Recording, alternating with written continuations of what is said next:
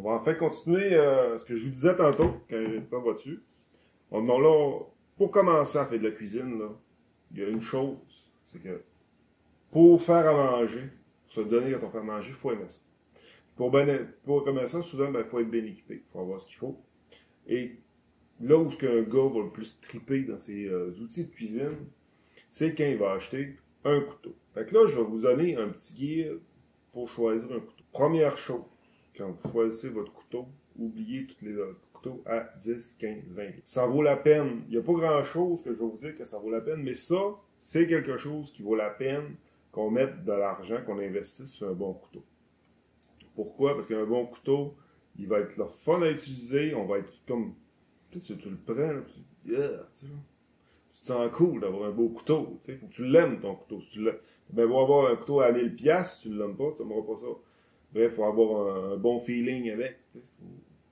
Là, tu es à l'aise avec ton couteau, tu as le goût de t'en servir de ton couteau. Pour te servir de ton couteau, ben, Chris, faut que tu coupes des affaires. Pour couper des affaires, ben, faut que tu fasses à manger. Ça donne bien parce que c'est là que je veux vous amener. Je vais vous amener à faire à manger. Fait que là, tu vas t'acheter un beau couteau. Puis, un bon couteau, là, ça va te faire à vie. Là, j'en ai plusieurs des couteaux. J'ai plusieurs trucs ici. Donc, moi, puis ça, c'est vraiment celui-là que je vous conseille, OK? C'est un couteau au chef. Il y a 6 pouces à peu près de lame. C'est idéal pour commencer. C'est idéal pour faire à peu près n'importe quoi. Des couteaux, il y en a des spécialisés pour faire couper. Pour faire n'importe quoi, il y a un couteau qui est fait pour ça. Celui-là, il fait tout. Puis, bref, c'est ça. C'est un couteau qui est super polyvalent. Tu peux faire des légumes, de la viande, name it. Ça fait la job. C'est un très bon couteau. Moi, c'est un Victorinox. OK? Je fais pas de pub, là, mais c'est vraiment une gamme que je vous conseille. C'est une entrée de gamme professionnelle, disons. Puis ça, c'est un couteau que je me suis acheté il y a une dizaine d'années, puis il fonctionne encore très bien. Puis on s'entend que je l'ai rossé pas mal. Moi, je l'ai payé 30 là, des années. Je pense que c'est à peu près 45 ans un couteau comme ça aujourd'hui. Là, compense pas. Ne compense pas. Va pas avec un chose de même, va pas avec une maillotche de 10 pouces de lame. J'en ai une chose de 10 pouces de lame. Et tu sais sous ce qu'il est mon 10 pouces de lame? Je le sais même pas, il y a eu mon 10 pouces de lame parce que je m'en sers pas. C'est juste embarrassant. Cette longueur-là, c'est parfait. Ce qui arrive quand vous achetez un couteau qui est un peu moins bonne qualité, moi j'ai celui-là que j'ai acheté il y a aussi une couple d'années dans le quartier chinois. Et je ne l'ai pas utilisé très longtemps. Mais là, avec les années, ça paraît plus beaucoup. Mais j'ai une bonne coche ici. À un moment donné, je m'en suis servi, j'ai dû couper. Peut-être qu'avec un reflet, vous allez le voir, là, juste au-dessus de mon doigt. Là. Il y a une bonne curve dedans. Ben, c'est ça, un couteau de mauvaise qualité.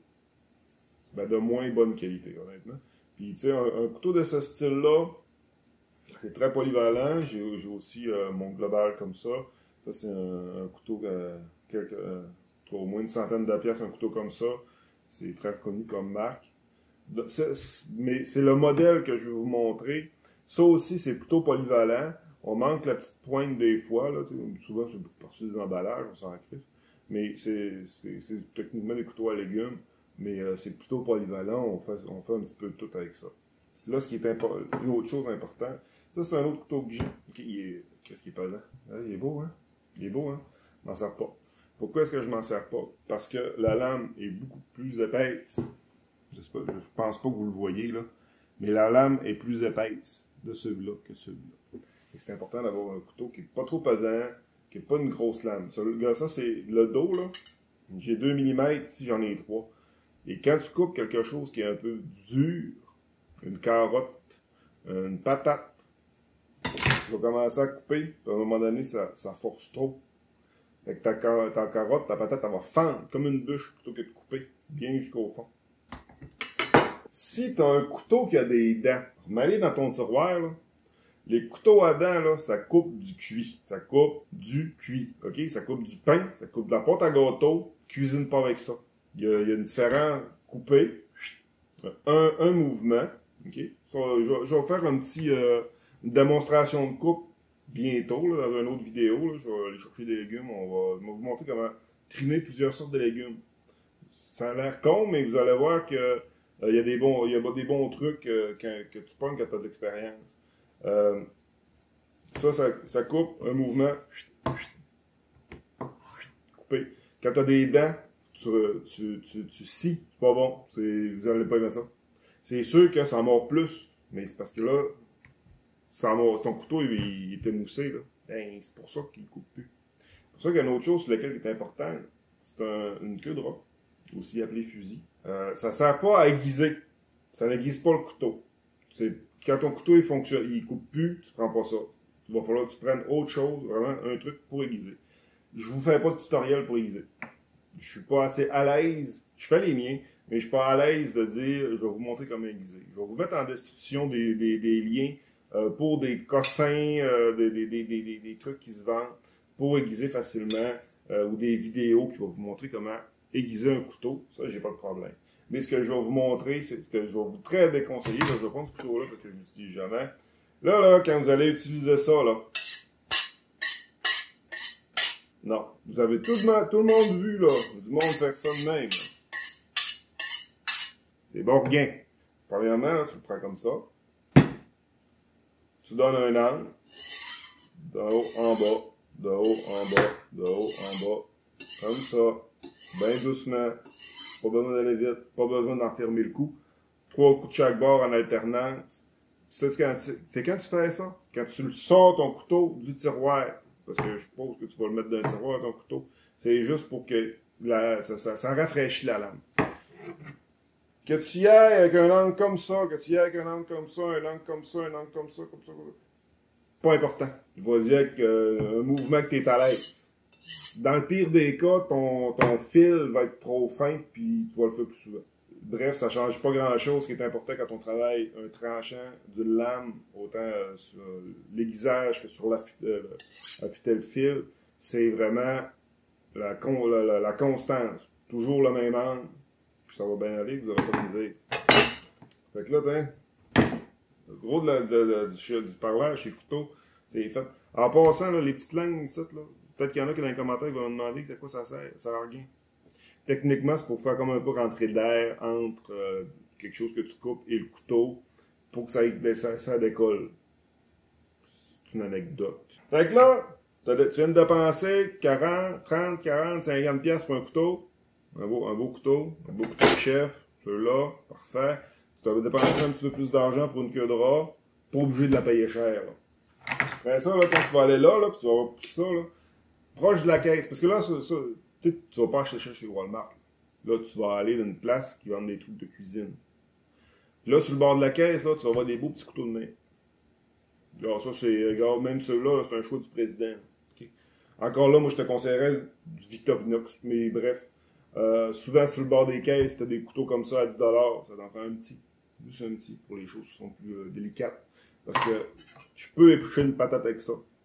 C'est juste gros bourguin. Avec ça, ça se fait bien. Encore là, éplucher une patate. On en reparlera. Et moi, ce que j'ai découvert dernièrement, pour finir, c'est les couteaux comme ça, à dents. Okay? Là, j'ai dit tantôt, les couteaux à dents, tout ça. Pas pour cuisiner. Ça. Tant qu'à avoir des couteaux à steak, qui te maganent un steak, qui déchirent le steak, ça, là, honnêtement, là, quand tu achètes-en deux. Un pour toi, un pour ta blonde, ou un pour ta date. C'est magnifique. L'autre chose sur laquelle tu vas mettre des sous, une planche à découper. Un modèle comme ça, là, c'est en teflon. Il me semble que c'est du teflon. Bref. Ça, là, une belle entrée de gamme, c'est parfait. Le feeling de coupe là-dessus, il est bon. Tu le sais que tu scrapes pas ton couteau à la seconde que ça touche. L'autre chose que je vous conseille, là, moi, j'en ai pas, une planche en bois. Semble-t-il que c'est très bon aussi. Moi, j'en ai pas. C'est con, mais il faut y aller au feeling. T'achètes ça là, comme ça, puis des fois, il y en a de couleurs, il y en a des plus grands, il y en a...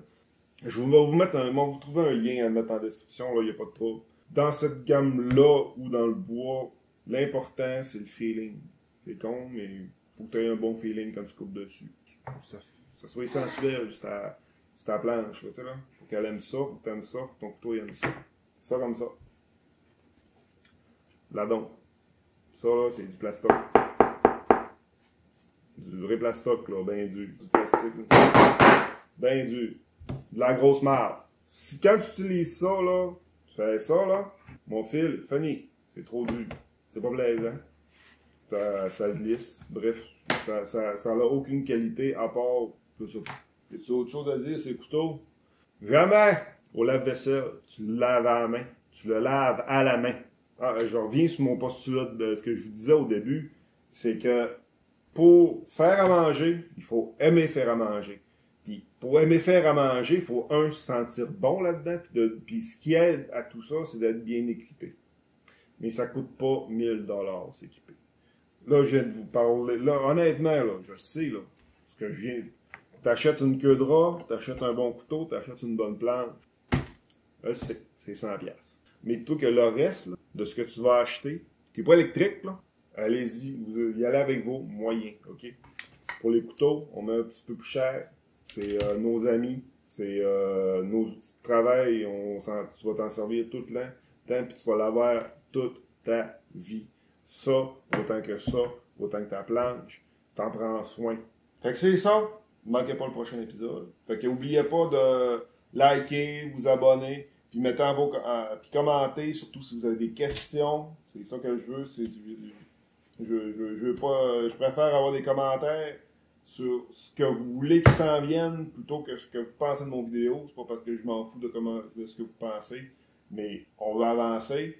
Je veux avancer avec vous autres. On va faire ça ensemble. Ça va bien aller. On va avoir du fun. Ciao! Le couteau vert, il coupe-tu? Ben oui, il coupe mes couteaux verts. Tout le temps. Le couteau, là, tout le fun. Faut l'écouter. Quand tu le passes ta queue de rat, tu le sais. Il coupe. Vas-tu couper? Vas-tu pas couper? C'est là que tu le sais. Tu l'entends. Pas des blagues. Là. Pas du ASMR de couteau. Check bien ça. Et hein, qu'on le sent qu'il est dur.